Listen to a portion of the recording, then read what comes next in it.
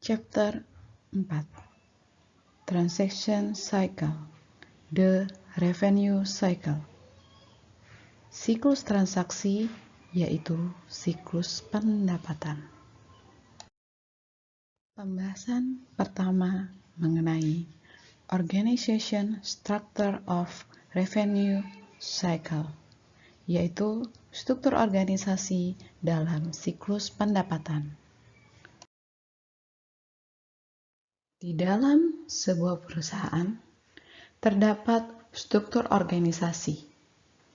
Untuk slide kali ini, dijelaskan struktur organisasi yang ada di dalam siklus pendapatan, yang dikepalai oleh Chief Executive Officer, kemudian terdiri dari Direktur Administration, Direktur Finance or Accounting, Direktur Logistik, Direktur Marketing, dan Direktur Sales. Direktor-direktor di atas juga terbagi lagi ke dalam beberapa bagian.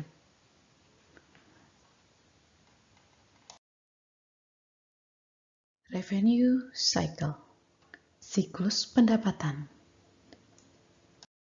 Siklus pendapatan di dalam aplikasi Accurate, di mana pada aplikasi tersebut terdapat modul sales atau modul penjualan, yang dimulai dari penawaran penjualan. Setelah melakukan penawaran penjualan antara pihak penjual dengan pembeli, ketika sudah dipastikan barang-barang akan dibeli oleh pembeli, maka status penawaran penjualan akan dinaikkan menjadi pesanan penjualan.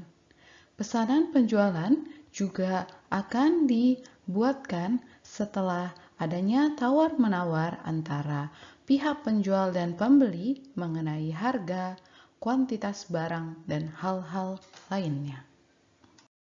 Setelah pesanan penjualan dilakukan, maka barang-barang akan dipersiapkan oleh organisasi atau perusahaan terkait.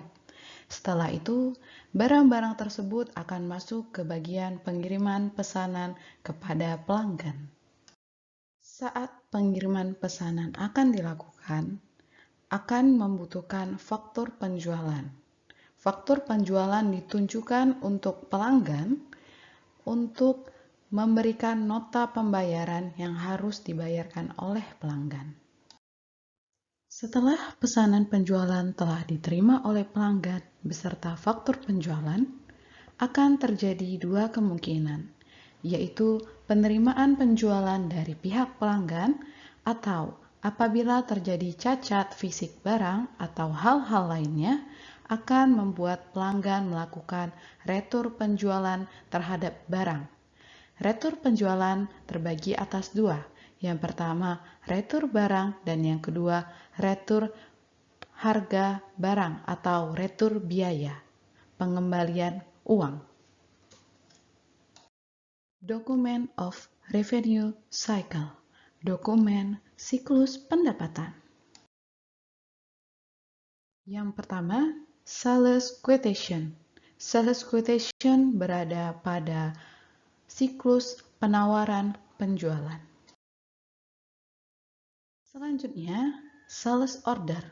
Sales Order, dokumen yang ada ketika dalam siklus pemesanan penjualan.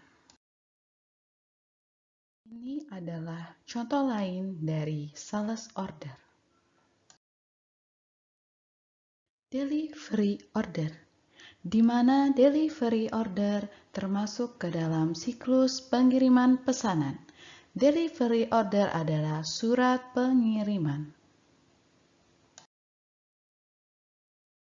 Contoh lain dari delivery order. Sales invoice terdapat di dalam siklus faktur penjualan, di mana sales invoice berfungsi sebagai nota tagihan pembayaran kepada pelanggan. Contoh lain dari sales invoice atau faktur penjualan. Sales return. Sales return berada dalam cycle retur penjualan, yaitu pengembalian barang cacat atau barang kurang sempurna. Sales receipt. Sales receipt berada dalam cycle penerimaan penjualan. Sales receipt merupakan alat bukti pembelian atau penerimaan dalam sebuah transaksi. Contoh lain dari sales receipt atau transaksi penerimaan penjualan. Terima kasih dan semoga bermanfaat.